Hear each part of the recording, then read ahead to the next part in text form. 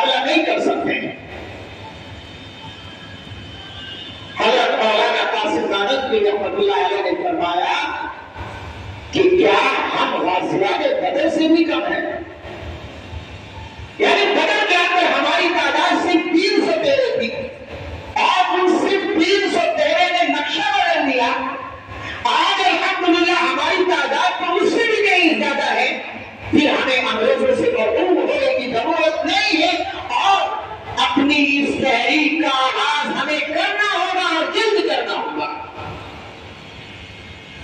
چنانچہ علماء کرام کی جماعت کھڑی ہو گئی اور انگریزوں کو اس ملک سے نکالنے کے لیے اپنی جدوجہد اور کوششیں شروع کر دی۔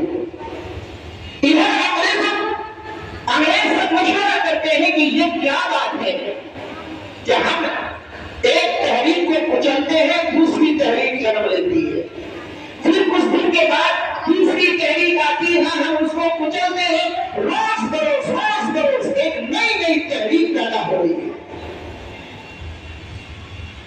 چنانچہ انگریزی سامراج کے اندر مشورہ ہوتا ہے کہ ہم اس ملک کے اندر قابض رہنا چاہتے ہیں تو ہمیں کیا کرنا پڑے گا۔ اس کے لیے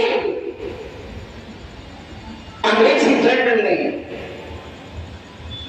مشورہ کیا کہ ہمیں 3 کام کرنے ہوں گے۔ اگر ہم اس ملک ہندوستان پر قابض رہنا چاہتے ہیں اور اس ملک پر مکمل مسلط رہنا چاہتے ہیں تو ہمیں 3 کام کرنے ہوں گے۔ اگر ہم نے ان کاموں کو نہیں کیا تو ہم اس ملک کے اندر زندہ نہیں رہ سکتے۔ وہ 3 کام کیا تھے؟